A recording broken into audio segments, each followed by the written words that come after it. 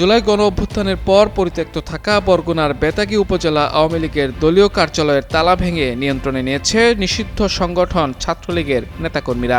সোমবার দুপুরে বেতাগী পৌর মার্কেট এলাকায় অবস্থিত উপজেলা আওয়ামী লীগ কার্যালয়ে ছাত্রলীগের নেতারা প্রবেশ করেন। এ সময় তারা কার্যালয়ের ভেতরে শেখ মুজিবুর রহমান ও কার্যক্রম নিষিদ্ধ আওয়ামী লীগ সভাপতি শেখ হাসিনার ছবি টাঙান। এরপর দলীয় কার্যালয়ে সাইনবোর্ড টাঙানো হয়।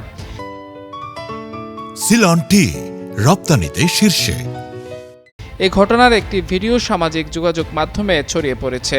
ভিডিওতে দেখা যায় বেতাগী উপজেলা ছাত্রলীগের বর্তমান সাধারণ সম্পাদক সিফাত শিকদার ও সাবেক সাধারণ সম্পাদক মোস্তফা জামাল শামীম দলীয় কার্যালয়ের দরজার তালা ভেঙে ভেতরে প্রবেশ করেন।